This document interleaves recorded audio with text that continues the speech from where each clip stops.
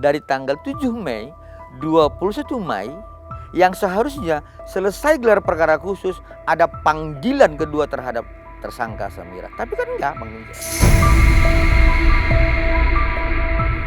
Sebenarnya masalahnya apa?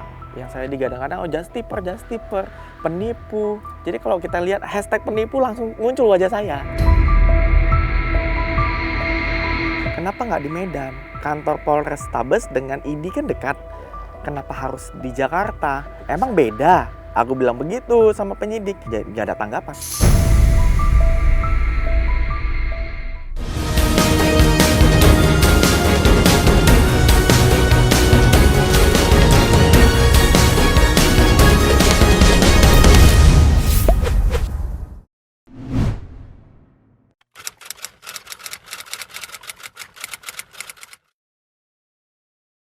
Nah, jadi yang saya tekankan di situ adalah dan penyidik juga menekankan bahwasanya ada satu postingan di akun sosial medianya Dokter Detektif di akun verified yang centang biru menampilkan wajah saya tanpa blur, tanpa sensor, dengan membuat caption yang nempel dalam satu kalimat, fix BKN dokter just tipper, begitu.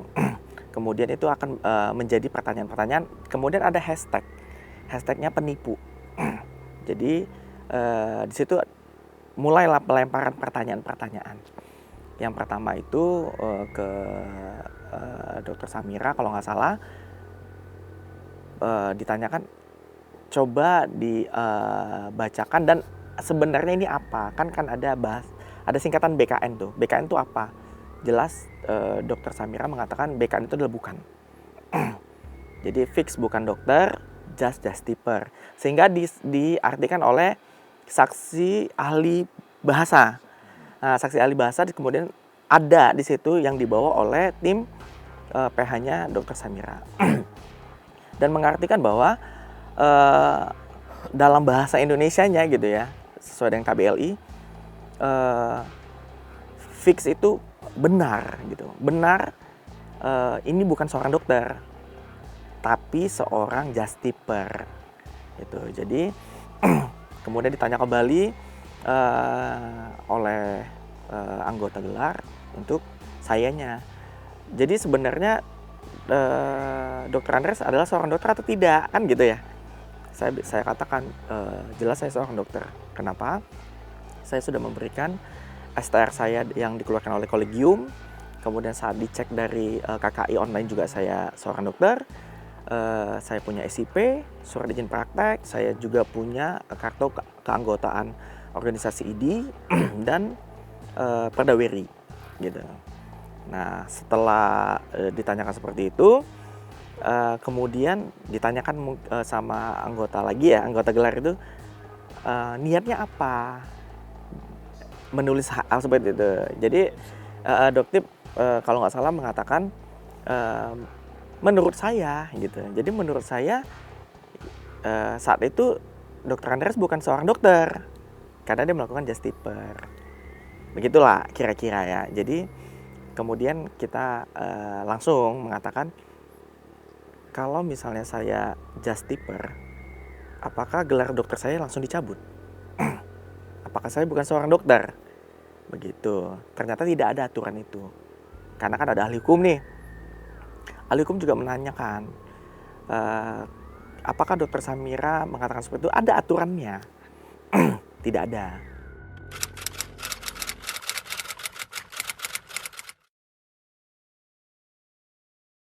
Jadi gini, ini kan masuknya kan 27A ya, Undang-Undang ITE ya Bang ya.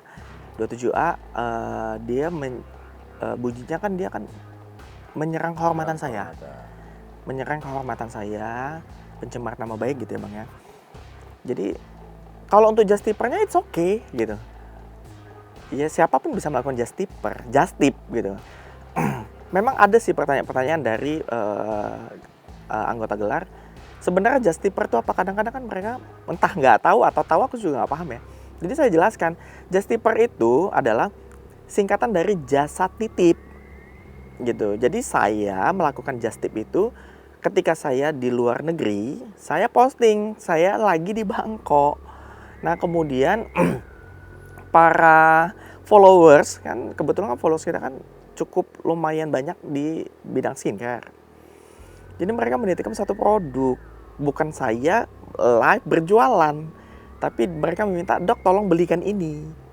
Kemudian saya informasikan di dalam live itu, "Nah kalau kamu beli yang ini isinya ini." Jadi saya sebenarnya mengedukasi, kalau mau pakai ini boleh. Ya kalau enggak ya aku bilang ini tidak baik. Sebenarnya keluhanmu apa? Biar aku bisa lebih jelaskan lagi. Jadi ada kesalahan miss gitu loh. Yang dianggap orang just tip itu adalah dia berjualan gitu. Padahal just tip itu kan jasa titip, di mana contoh nih misalnya Bang Biring nih, aku ke Bangkok. Di Bangkok itu ada produk yang tidak ada di Indonesia. Kan gitu nih Bang. Nah untuk kemudian abang menitipkan, "Dok tolong dong belikan aku parfum ini." Itu kan siapa aja boleh gitu. Kemudian saya jelaskan kembali, inilah persepsi just tip yang saya katakan kepada para anggota sidang, anggota gelar ya. Nah kemudian saya juga sebenarnya lelah juga untuk mengcounter bahwasanya diri saya ini tuh bukanlah just tipper. Nah just tipper ini kan kalau kita dalemin lagi, just tipper itu adalah suatu pekerjaan yang cari makannya di situ, cari nafkahnya di situ, kan gitu ya. Kalau saya tidak, kalau saya just tipper, saya mungkin setiap minggu datang ke luar negeri, melakukan just tip lagi. Kali ini enggak, aku hanya iya, Dokter Andreas just tipper, maybe bisa seperti itu ya.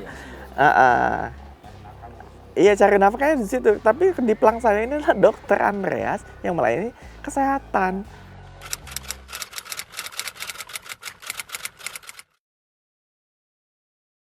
Nah dalam pemanggilan Dokter Samira, saya sempat ya Bang, bukan sempat sih, sering saya katakan kepada penyidik, "Pak, kalau misalnya Dokter Samira datang, bisa nggak konfirmasi ke saya?" Confirm nih, saya datang. Saya cuma mau nanya, sebenarnya kenapa? Kok kita nggak kenal? Kita nggak pernah ketemu. Tapi kenapa kok saya dikatakan bukan seorang dokter? Gitu ya kira-kira. Padahal sebenarnya aku yang paling tepat untuk mengatakan Dokter Samira, dokter detektif di dalam akunnya bukan seorang dokter. Karena kan akunnya dokter detektif. Kalau saya kan jelas nih, akun saya Dokter Andreas Henry Situngkir. Ketika dicek, benar saya seorang dokter. Nah, kalau dokter detektif kan tidak ada di dalam online KKI kami ya. Kalau kita cari dokter detektif, apakah dokter? Nggak ada pasti. Kosong. Namanya tidak ada tertera gitu. Tapi kan saya profiling. Dokter detektif ini sebenarnya siapa? Dokter Samira. Saya cek, oh ada. Yaudah, saya tidak akan melakukan hal itu. Kenapa? Ini sejawat saya. Saya pengen ketemu, saya pengen tanya, ya udah nggak usah sampai ke tahap sidik apa segala macam, nggak usah. Yang penting Dokter Samira tahu, kenal nih dok, saya juniormu. Saya adalah seorang dokter. Saya tamatan tahun sekian dok. Ya udah selesai. Saya hanya sesimpel itu berpikirnya, agar tidak terjadi kegaduhan di sosial media. Kenapa? Karena warganet ini kan tidak tahu ya sebenarnya masalahnya apa. Yang saya digadang-gadang, oh just tipper, penipu. Jadi kalau kita lihat hashtag penipu langsung muncul wajah saya, gitu loh. Karena hashtag ini kan pencarian ya. Ya gimana kalau udah seperti itu.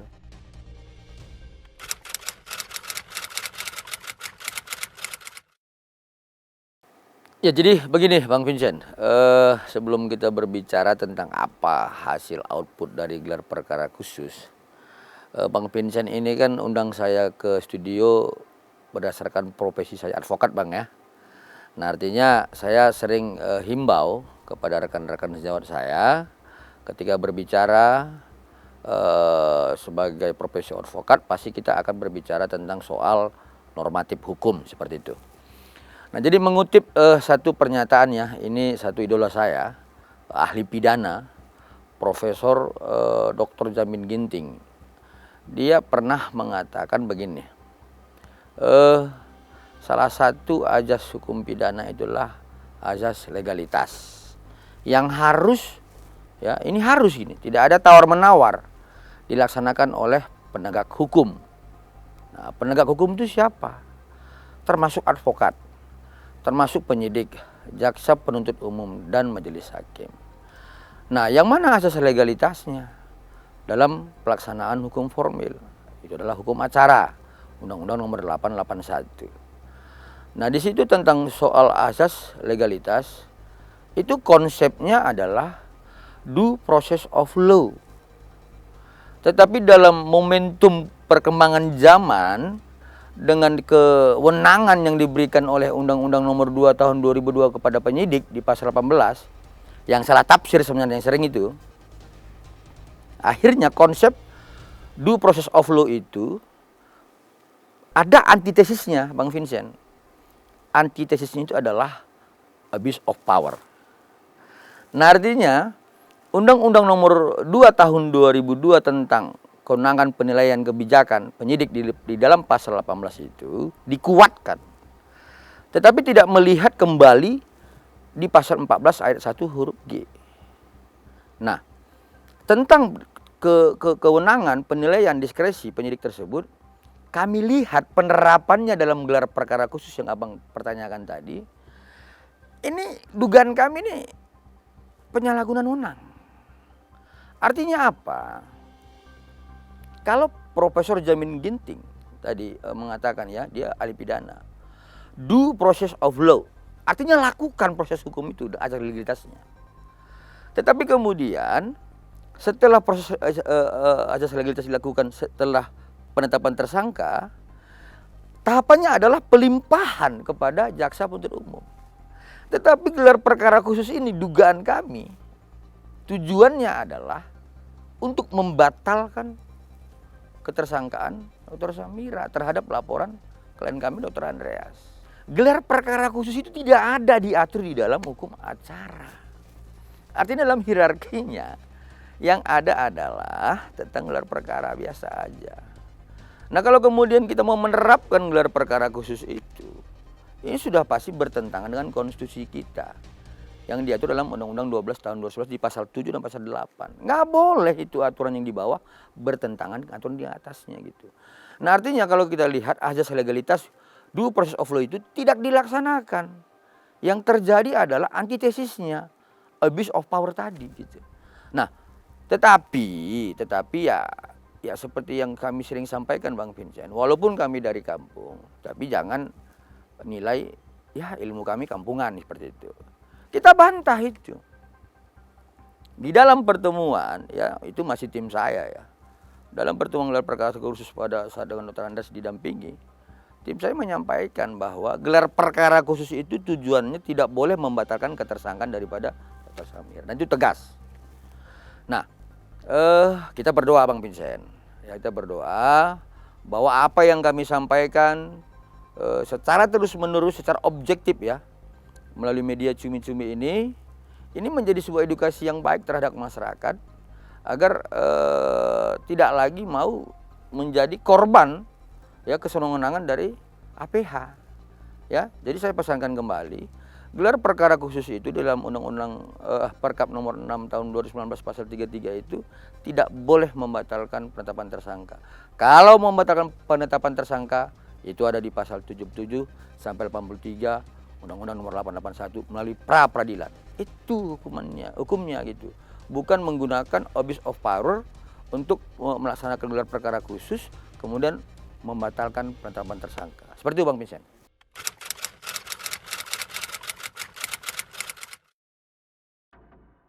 Kalau indikasi sih kita boleh-boleh aja ya menyampaikan ada dugaan-dugaan indikasi gitu. Kalau kami berpendapat indikasinya itu ada. Di mana indikasinya kami melihat dari instrumen waktu ya. Waktu dari gelar perkara khusus tanggal 7 Mei sampai dengan sekarang tanggal 22 ya, 22 Mei, 21 ya. Artinya tanggal 7 Mei sampai dengan 21 Mei itu sudah 2 minggu Bang Vincent. Seharusnya di dalam gelar perkara khusus itu kalau kita berbicara jujur ya tentang soal penerapan hukum normatif, gelar perkara khusus itu memeriksa tahapan-tahapan penyidikan tentang penetapan tersangka. Sudah benar tidak? Kalau sudah, teruskan, jangan halangi.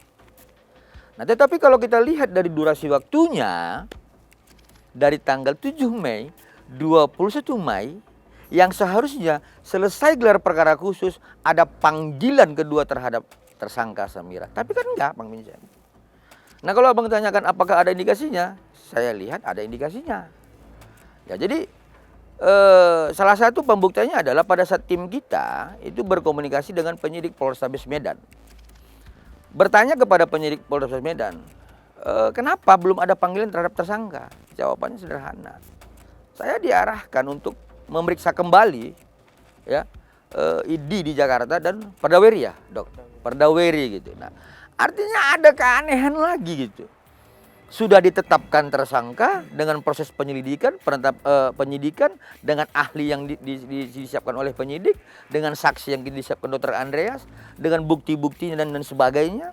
Lalu sekarang setelah gelar perkara khusus, ada lagi permintaan dari gelar perkara khusus kepada penyidik di Polrestabes Medan untuk memeriksa ID dan Perdaweri.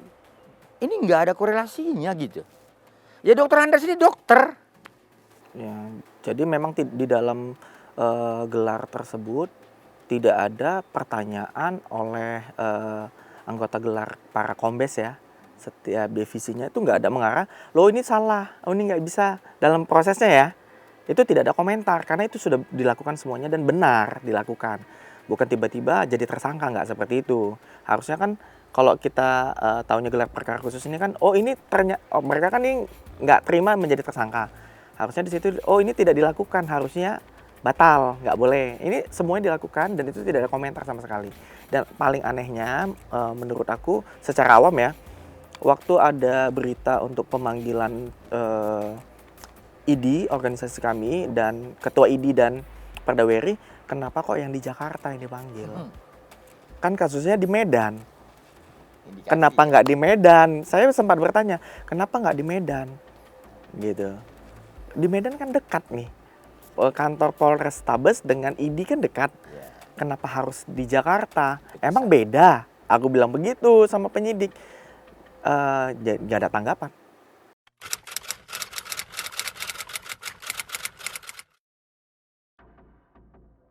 Kita tetap mempercayakan, ya ini bahasanya harus begitu kan gitu Bang. Kita harus percaya dalam proses hukum yang dilakukan oleh penyidik kan gitu. Tetapi kepercayaan itu kan tidak harus sepenuhnya kita berikan kepada proses penyidikan yang dilakukan oleh penyidik Polrestabes Medan. Kenapa? Karena kita kan paham atas formilnya gitu. Nah artinya tidak boleh dihentikan, ya, tidak boleh dihentikan tahapan penyidikan yang salah satunya adalah memanggil tersangka Dr. Samira untuk diminta keterangan dengan alasan yang lain terhadap rekomendasi gelar perkara khusus. Titik. Itu saja. Tapi kalau kemudian dilakukan, diperhambat, diperlama dan sebagainya, kan kita punya upaya hukum yang lain Bang Vincent gitu. Nah artinya ya kita juga siap dong obrak-abrik ini semua gitu. Tetapi ya kalau memang di ke depan masih ada upaya-upaya niat baik ya untuk menjalankan proses tahapan penyidikan, ya kita akan hormati itu. Tapi ketika kita sudah menghormati proses penyidikan, tetapi penegak hukum ini, penyidik ini tidak menghormati apa yang sudah kita lakukan, kita akan lawan Bang Vincent. Seperti itu.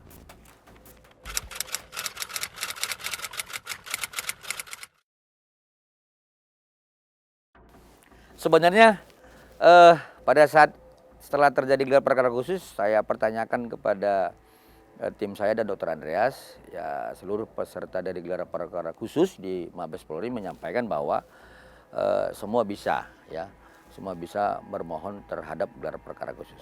Jadi sehingga kemudian, Bang Vincent, untuk kembali kita melihat asas legalitas ya tentang due process of law, saya mau uji kembali gitu, saya mau uji, ya, terhadap pernyataan para peserta ya gelar perkara khusus di Mabes Polri saat itu, yang semua rata kombes ya Dok ya, yang mengatakan semua bisa. Saya akan uji, ya. Saya kemarin bersama tim dan Dr. Andreas ya, berdasarkan peristiwa-peristiwa yang kami lihat di Polda Metro Jaya terkait laporan klien kami Dr. Reja, kami lihat ada persoalan-persoalan yang belum kami anggap melakukan tahapannya maksimal sebagaimana petunjuk dari jaksa penuntut umum. maka kami sudah melakukan permohonan ya. Kemarin kami sudah sampaikan kepada Bapak Kapolri surat ya, hari ini kepada Irwasum, kemudian kepada Karwesidik untuk pertama melakukan satu lagi Propam ya. Pertama melakukan pemeriksaan terhadap ya, Direktur Cyber Polda Metro Jaya. Ya. Kenapa? Karena kami melihat ada dugaan kami terhadap perbuatan obstruction of justice.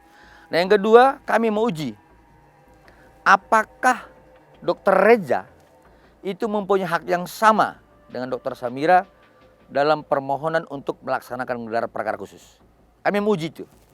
Apakah Perkap nomor 6 tahun 2019 itu di pasal 33 bisa melindungi hak-hak hukum Dr. Reza Gladys sebagai pelapor saat ini di Polda Metro Jaya. Ya, jadi tujuan kami untuk melakukan gelar perkara khusus adalah satu, mempertanyakan kepada penyidik, ya khususnya Direktur Cyber Polda Metro Jaya, apa sebenarnya kendala-kendala lagi sehingga tidak masuknya peristiwa-peristiwa hukum yang kami sampaikan di dalam laporan klien kami dan pengaduan klien kami tertanggal 1 Desember ya, itu pengaduan klien kami, kemudian laporan klien kami tertanggal 3 Desember terhadap laporannya 4 orang 1 Desember, kemudian terhadap 1 Desember itu ada 4 orang dilaporkan, 3 Desember ada 3 orang. Kenapa hanya 2 tersangka? Kami mau pertanyakan seperti itu.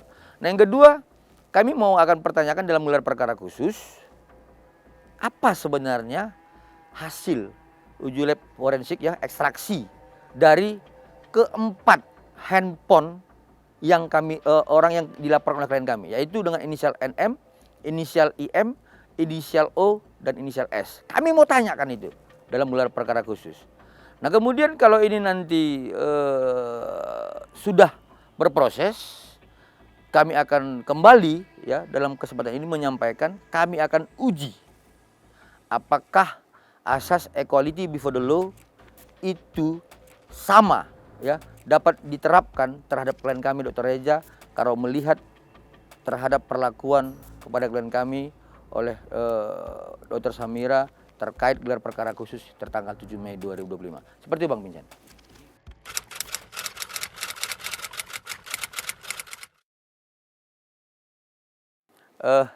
Kalau misalkan Bang Vincent mempertanyakan soal masuk akal terhadap gugatan, saya bisa komentari ya. Tetapi soal tentang bagaimana kuasa hukum NM ya, Bang Fahmi, ya mohon maaf karena ini kan rekan sejawat saya tidak mau komentar di situ. Tapi begini, wan prestasi itu sebenarnya sudah diatur gitu dalam kitab KUH Perdata kita. Pertama tentang persoalan unsur pertama adalah apakah ada perjanjian di situ. Ya. Kemudian dalam unsur perjanjian itu apakah ada yang lalai terhadap para pihak yang membuat perjanjian itu. Ketiga, terhadap yang lalai itu apakah pernah diperingatkan ya para pihak yang lalai itu. Ya, biasanya itu debitur, Bang. Debitur yang melakukan kelalaian. Lalu setelah diperingatkan dan kemudian tidak juga melaksanakan peringatan itu, maka kemudian terjadi wan prestasi. Tahapannya seperti itu Bang Vincent, wan prestasinya gitu. Nah, kemudian kalau kita mengacu kepada unsur perjanjian tadi, yaitu mengacu kepada 1320 KUH Perdata. Ya, beberapa kali saya sampaikan dalam media, 1320 KUH Perdata itu salah satu unsurnya adalah tidak di dalam bawah tekanan. Nah, kalau misalnya pihak NM mengatakan bahwa telah melakukan perjanjian dengan klien kami, ya klien kami saat itu kan memberikan sesuatu kepada tersangka NM itu karena ada di bawah tekanan, ada peristiwa yang membuat itu tertekan gitu. Bukan dengan sukarela. Nah, jadi gugurlah ya unsur tentang 1320 KUH Perdata tentang perjanjian itu. Nah, jadi kalau Bang Vincent tanyakan bagaimana tentang nanti konstruksinya gitu. Ya mohon maaf Bang Vincent, saya juga bingung gitu. Positanya apa gitu. Nah, apakah posisinya itu nanti tiba-tiba masuk ke dalam petitum lalu tidak bersesuaian? Ya bisa atau enggak, saya enggak pernah begitu. Karena posita itu harus berkesesuaian dengan petitum. Nah, kalau misalnya petitumnya mengatakan bahwa ada yang perempuan prestasi, berikan hukuman, kira-kira begitulah biasanya Bang seperti itu. Tapi dalam posisinya apa? Saya nggak mengerti. Jadi ya bukan niat untuk mengkoreksi rekan sejawat kami Bang Pincanya, tetapi pada prinsipnya sampai sekarang saya masih bingung ya terhadap peristiwa uang prestasi yang akan digugat oleh tersangka NM di PN Jakarta Selatan. Seperti itu Bang Pincanya. Kalau perjanjian dan kesepakatan itu kalau kita lihat dalam 1320 KUH Perdata itu tidak harus tertulis. Artinya salah satu unsurnya adalah sepakat, tidak tertekan, dan memang ya sukarela gitu. Nah itu pertama. Kemudian kalau dilihat dari pembicaraan yang sepotong, itu tidak boleh kita mengacu kepada pembicaraan yang sepotong itu. Karena apa? Karena peristiwa itu harus kumulatif kita masukkan. Dalam percakapan ini ya tahun depannya seperti itu. Sebelumnya kan ada pembicaraan. Yang itu yang tidak disebutkan gitu.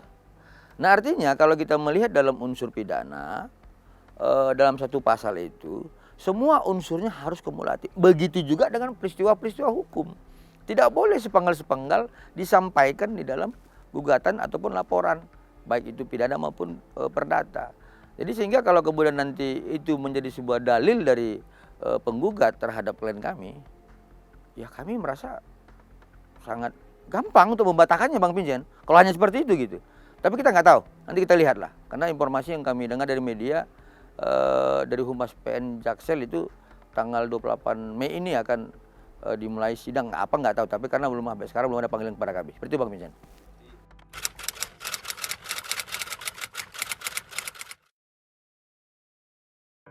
Kalau masyarakat ya dalam hal ini netizen dalam media sosial menuduh saya ngotot untuk kemudian ini tidak boleh dua tersangka dan sebagainya, ya itu benar. Jadi saya punya dasar hukumnya. Gitu. Pertama adalah pengaduan klien kami tanggal 1 Desember itu ada 4 orang yang dilaporkan. Kemudian laporan klien kami itu tanggal 3 Desember 2024 ada 3 orang yang dilaporkan. Lalu terhadap laporan klien kami itu ada 4 peristiwa yang disampaikan. Kemudian terhadap 4 peristiwa itu ada 3 persangkaan pasal yang dibuat di dalam penetapan tersangkanya. Nah, jadi dari urutan konstruksi hukum itu sudah pasti bahwa penetapan tersangka terhadap yang 2 ini hanya terhadap 2 peristiwa hukum 13-14 November. Pertanyaan kami adalah, bagaimana peristiwa yang 27 Oktober dan peristiwa 27 November? Kenapa dihilangkan itu? Kalau begitu, kalau hanya 13-14 November aja yang diangkatkan, kenapa harus diperiksa dalam proses penyidikan terhadap saksi-saksi yang lainnya dan terhadap saksi O dan S saat di dalam penyidikan gitu. Tetapi dalam penetapan tersangka ini kok tidak ada gitu. Nah itu dasar hukum saya gitu. Artinya adalah saya melihat hilangnya 2 peristiwa hukum yang dilaporkan oleh klien kami dalam tahap penyelidikan dan penyidikan. Itu pertama Bang Pincan. Nah yang kedua, indikasinya adalah pada saat klien kami diperiksa tanggal 14 April 2025, penyidik itu mempertanyakan kepada klien kami dan 3 orang saksi lainnya itu mengarah kepada peristiwa 27 Oktober dan peristiwa 27 November. Artinya mengarah kepada perbuatan saksi inisial O dan inisial S. Lalu wajar kan kami sebagai kuasa hukum dari klien kami berpendapat bahwa ini akan dikejar peristiwa hukum 27 Oktober dan 27 November. Tapi ya setelah dilimpahkan kembali oleh penyidik tertanggal 5 Mei kalau nggak salah ke Jaksa Penuntut Umum, kami belum pernah melihat dipanggilnya saksi O dan saksi S. Artinya dugaan ini kan sudah jelas Bang Vincent. Artinya laporan klien kami, pengaduan klien kami tanggal 1 Desember 4 orang. Laporannya 3 orang tanggal 3 Desember.